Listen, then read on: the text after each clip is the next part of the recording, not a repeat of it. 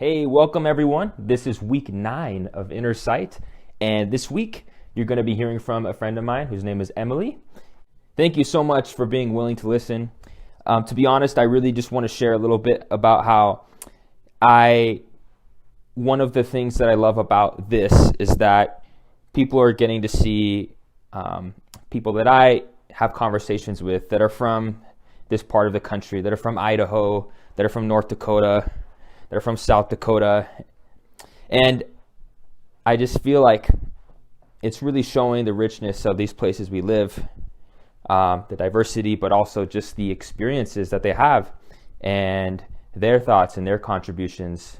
And I feel like there's so much here, just like other places in the world. But I'm glad that there is this platform where I'm able to share what these wonderful people have to say.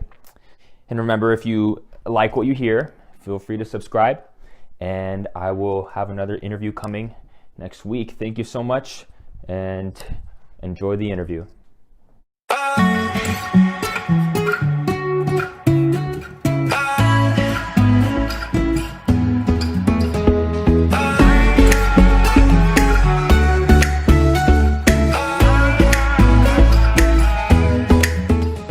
All right, welcome everyone. Thank you for watching. This is Inner Sight, and I have Emilee Jensen, and she's a friend of mine that I've known for several years now, and we're going to hear from her this time. So Emilee, how are you? I'm doing great. What about you? I'm good, thank you. Good. I appreciate that. So Emilee, do you want to tell us just like a little bit of basics about yourself, and then we'll get into some other stuff? Sure. So I'm a massage therapist here in Blackfoot, Idaho. I have my own massage studio and massage business. And I have another business on the side where I make bags and create things for other people, whether it's bags, quilts, and weaving, spinning, all the artistry stuff. So 2 businesses right now. And I'm just really passionate about getting people out of pain and creating things that people love. Awesome. Thanks, Emilee.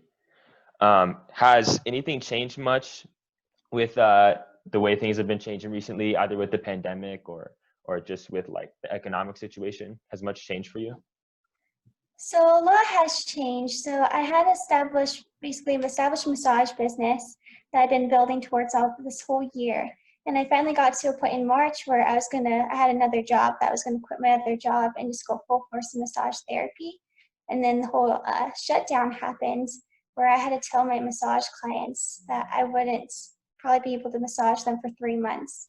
And that was really, really hard for me, especially since I work with people with pain all the time, whether that's from car accidents or different surgeries, knee surgery. And so I had to tell them, I'm sorry, I can't help you with this whole Corona shutdown. We're gonna have to figure out another way to get you out of pain at this time. So that really broke my heart. Yeah, I bet. Can you share with us how what are some things you did to help them with their pain while you couldn't meet with them? So while I couldn't meet with them, so the lady that's been teaching me how to do scar tissue release and help these people that had surgeries or different things, she actually created some essential oils that are called the painless essential oils.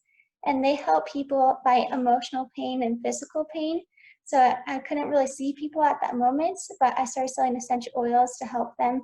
So if they didn't really want to take ibuprofen or they needed something with the ibuprofen that was a little bit alternative to get them by until I could work on them, that's what I started to do and make videos on my Facebook page and talk about it and see how we can help people more.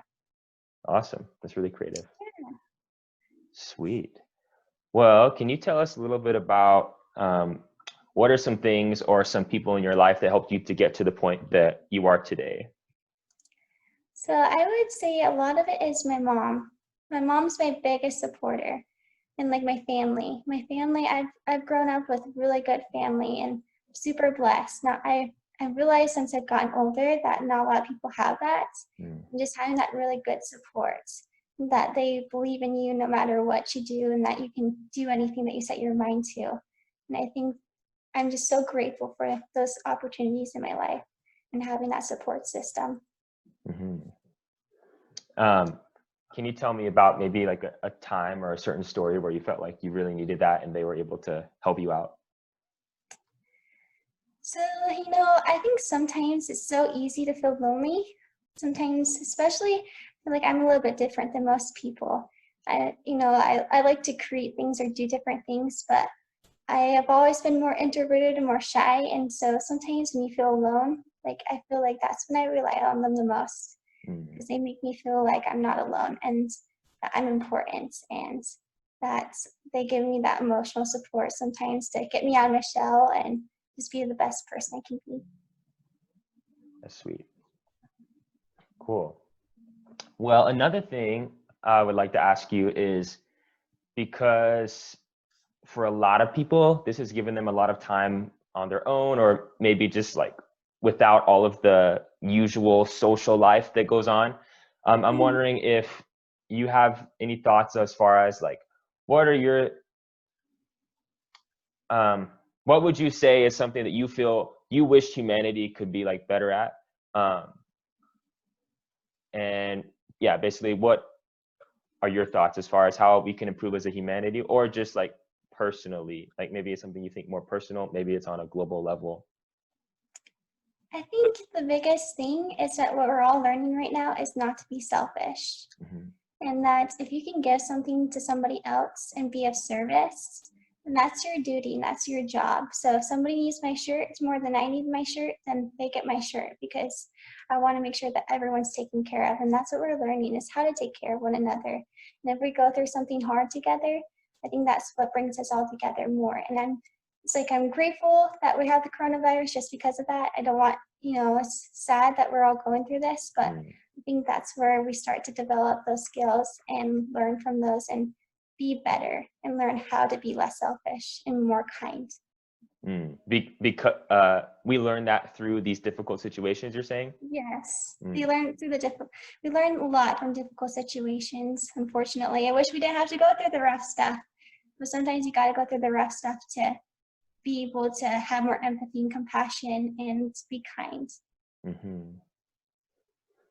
hmm. Wow. Thank you for sharing that.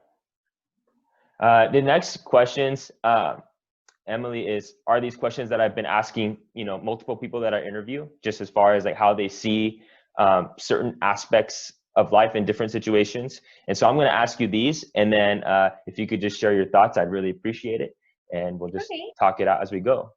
sounds So good. the first question is, where or like in what place in your life have you seen cruelty? So I think especially now that like right now, I feel like all of our eyes are being opened to different things that have been tucked under the rug for so long, whether Mhm. that's racism or being selfish when it comes to abundance of getting toilet paper or you know what Mm, I mean? It's just I think you can find cruelty everywhere you go and you can see different things. And I think as long as you use whatever you see as bad and know that you want to change it for the good and look at it that way. But as long as you're saying, okay, I recognize that this is a bad situation and that's not okay. And that this is where I don't want it to be. But just recognizing that things can change and you can be part of that change and putting forth the efforts to be a better person. I think that's where cruelty can do justice and show us. But as long as we're trying to do something about it and say, this is not okay, but I want to change and I want to do better, especially for everybody, because we all deserve that second chance. yeah. Would you be able to share a little bit about, you had said that you were telling me the story before when you were in high school and there were some like foreign exchange students that would come to your town. Would you be willing to share a little bit about that experience and how it made you feel? Yeah, so when I was in high school, so I'm actually went to the small school. So I went to a charter school, high school, and I was so grateful for it. I loved it. But the one thing that I really struggled with it is that since my high school, I only graduated 25 people, and the other high schools, you usually hear that they graduate with 800 or other. I feel like it kind of diminished us a little bit because we were more all Caucasian and we couldn't really accept other people from other backgrounds. And so, especially when I had foreign exchange students, people come to my school, you would just hear racist terms just because I feel like the ignorance, because that's what they thought, that's what they wanted to be called. Mhm. So it Hmm. was kind of sad. It was a sad situation. And I felt like it made my heart break, because those are the people. I was like, if I hear that, then I want to be their friend, because they're going to need people to stick by them and know that that's not okay. That's not okay behavior. And that even if somebody says those things to you, then it's like people need to reach out and be their friend, because those things hurt. Yeah. Mm, for sure. So also, I know from talking with you that you have experienced this type of feeling yourself, and how that actually has helped you to have, empathy for people that are different, and are struggling with, feeling accepted and things like that. Would you be willing to share with us a little bit about what you were like going through and how you were thinking and feeling as that was happening? Yes. So this is really hard for me to talk about, because this is really vulnerable and this is part of my story. And I think this is really defined who I am, and it's trying to embrace that. And I don't want to be the victim at all, because I'm so grateful for this situation, because it's given me so much compassion to people, and I just want to love people so much more. But in high school, I I'm different than the majority religion in my town, and I had a dear friend of mine, and I loved her so much. And as soon as I declared that I wanted to be the religion of my faith and where I've grown up, and my friends felt really bad for me, and she felt really, really sorry for me, because Hmm. she thought that since I accept this religion and I don't accept her, like I still accept her religion, but since she thinks I don't accept her religion or don't want to be a part of that and join that religion, that she couldn't save me anymore, which was Hmm. really unfortunate, because when you love somebody, it shouldn't matter your religion, your creed, your color. You can just be friends with Hmm. anybody. And just having her, it breaks my heart knowing that we haven't talked since, and that she couldn't accept me because of my beliefs or my faith. And it caused me to not have friends in high school, because people couldn't accept that I could be different than them. Hmm. Do you feel like that episode was just a really difficult time that like you just weathered, or do you feel like that, like you said that has kind of become part of your like identity, but is there something specific that you think it really helped you to develop? Yes, so that was a really hard time. I will admit, like those three. So my freshman year, I had all the friends. Everything was good in the hood, and I had so much fun. But as soon as I just said, I don't. I think that was God's way of humbling me in a lot of ways. Like, I will say, 3 years of not having friends, you almost feel like you're going crazy a little bit, Yeah. or you feel like, is there something wrong with me? Am I the one that is like weird, or am I like, it makes you think all sorts of things, and that self-isolation almost feels like nobody wants you, or that you're not worthy enough, or that you're like, or I put this onto myself, or how Hmm. come I can't just be the same as everyone else. And it made me realize that's okay. It's okay not to be like everyone else. It's okay to be strong with who you are and define your truth. But as long as I know in my heart that I'm loving people and I'm doing the best I can and showing the empathy towards others, even if people treat me badly, then it's okay. And that's allowed me to grow as a person. Say it's okay to stand on your 2 feet, even if you're alone. But as long as you're doing it for the right reasons, then I think you can endure anything, even if that's being alone or feeling like, you're the next day you're like, I don't know where I'm at in this world, or do I even have a place? But I think those are the things that really shape you to become the person that you need to be, and that you can. That's when you want to have more empathy, more compassion for others, especially when they're alone. Mm. That's really inspiring. Thank you for sharing that. Thank you. Okay, we're going to go on to the next few questions, which the next one is, where in your life have you seen kindness? So I think those are the things you look for every day. And I think every day you can see like the possibility and the beauty of kindness. And I feel like kindness is something that you feel in your soul. And so I think like everywhere you go, as long as you're looking for it, you can find it everywhere.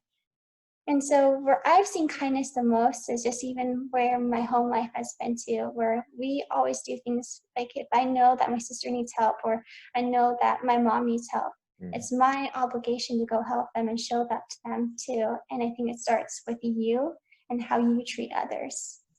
And so I think the biggest thing is finding the kindness within yourself and being kind to yourself so you can also be kind to others. And so, yeah, I think one of the biggest examples now that I have in kindness in my life that has affected me so much is I was working for a chiropractor at the time and being doing massage. And there's this lady there. And I just wasn't really getting along with the chiropractor. I just felt like maybe this wasn't the place where I needed to be. And this lady's like, I don't know why I'm doing this, but I want you to know that I'm giving you a key to my massage place. And if you need to do massage there and leave here, then here is the key, and I believe in you. Wow.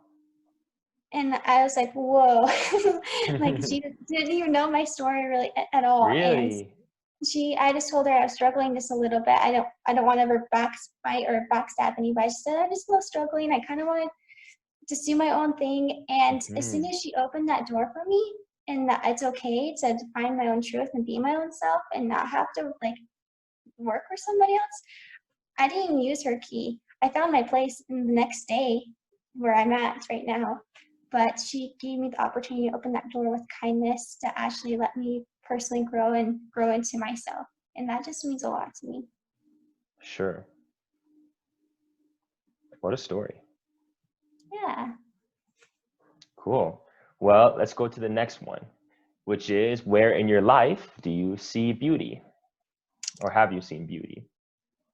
You know, beauty is so awesome because it's with how you feel as a person and how you see others. And I think that's what's really cool. So I actually, when I graduated high school, I hurried and went onto a California trip with my friends. And we went to these really pretty California mission churches. And that's always affected me so much because we went to a church that was for cancer patients. And you would see these people and they were praying down. All these different people of all different religions were praying down and they're praying together and they were asking for God for healing. And you just saw all of them like just hold like hands together. And it didn't matter, it was a Catholic church, but you saw everyone just wanting to have healing. And it was just so beautiful. And I think that's one thing that will always inspire me is that experience. All these different religions coming together and they're praying for the same thing, basically. Yes. And I'm like, wow, that just really spoke to me. And that just shows that we are all one. Like we're all cut from the same cloth. Like we're all together and we're all in this together. It's just amazing. It's so beautiful to think that this journey too is that's how we can never feel alone. We're all in this together. You might not be going through the same experiences, but just being there for each other, different hardships just shows that we're just beautiful. Wow. Yeah, I agree. That is beautiful. Even just listening to it. Yeah. Great. Next question is, where in your life have you seen courage? So I think courage is just standing up for one's beliefs and just standing up for somebody in need as well. I think courage is just finding that inner strength in yourself to do stuff for others as well, and even if it's hard. And I think the biggest example again in my life is also my family. I feel like my mom has taught me a lot when it comes to being courageous, and she's one of the biggest people I admire, and she inspires me every day because different hardships that she's gone through that's giving her so much courage has made me want to have that same courage and that same strength that she has and be able to embrace being like a powerful woman, like too. Like I think sometimes it's hard to say those things are so we're still getting to that point as women and females, but sometimes you're like, I am still worth it and I am valued and I can have courage and it's okay to stand up and still feel like and be accepted for even no matter your beliefs and you're gonna be okay. Right. So yeah, Wonderful. that's my mom's amazing that way. She's always inspired me. I will always hold her experiences dear to my heart because I feel like they've given me so much strength in so many ways in my life. She is amazing. True state. Yeah, she's awesome. I couldn't live without her. Cool. This question is, where in your life have you seen justice? So I think justice is one of those things that is so different for everybody. And again, it's like beauty. It just depends on how you see it. And I think the biggest thing is just having the intention and the best intentions when it comes to justice, because justice can be taken in so many ways. And whether that's sometimes good justice, sometimes bad justice, it just depends on how you see it. But I think justice, I've seen justice and fairness in my life through my family, saying I have equal opportunity. I can still do anything that I put my mind to, even if I'm not a boy or if I'm just a girl, but it's me that defines who I'm going to be.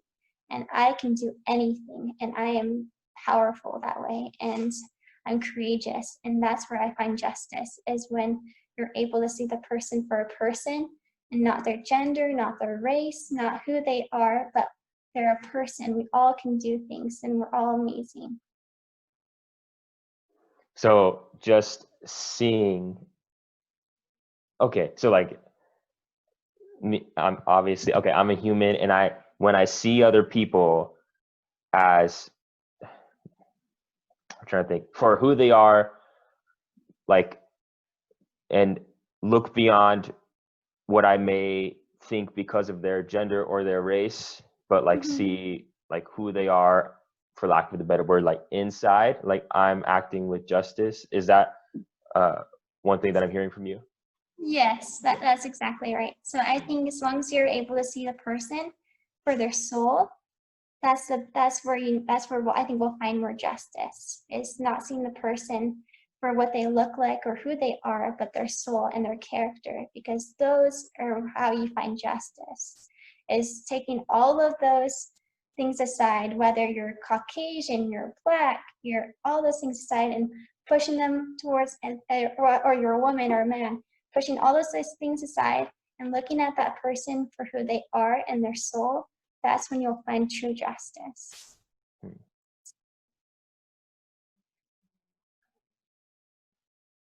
Interesting. Yeah. Because it's the way that you treat others, the way that you show who you are. I think that's when you'll be able to judge. That's where we should be judging, and that's where we should judge, is by a person's character.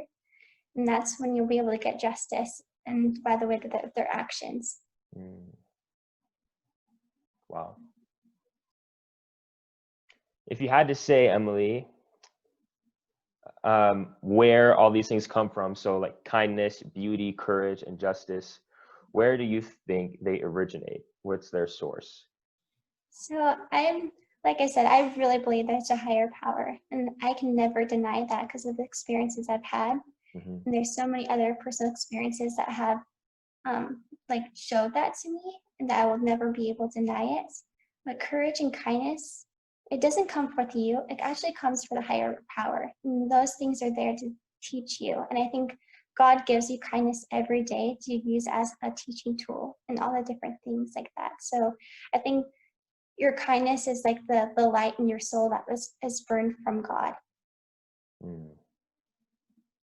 Wow. And that's where I can't take credit for my kindness, or I can't take credit for all the amazing virtues I had, because God's the one that's been able to give me those.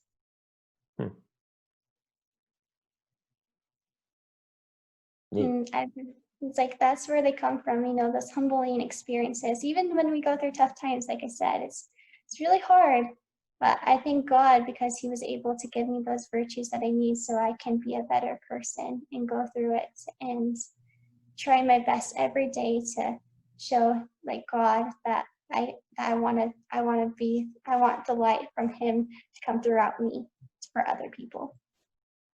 So we're given these from the creator, and then it's our job to like practice them and show them to other people. Yes. Okay. And I forgot what I was another thing I was gonna ask. Okay. Oh well. It's okay. I might come back to it. But wow. All right. Hey Emilee, do you mind? Would you be able to share with us some of the work that you do with, like, because I know you've been making your own thing, like your own crafts, your own bags, like for selling, but like you make them, and so I just thought it'd be really neat if we could see them, and that's part of. I mean, I think they're beautiful what you make, and so if you could like check them out a little bit, and you could share with us like how you make them and what they're about, that'd be cool.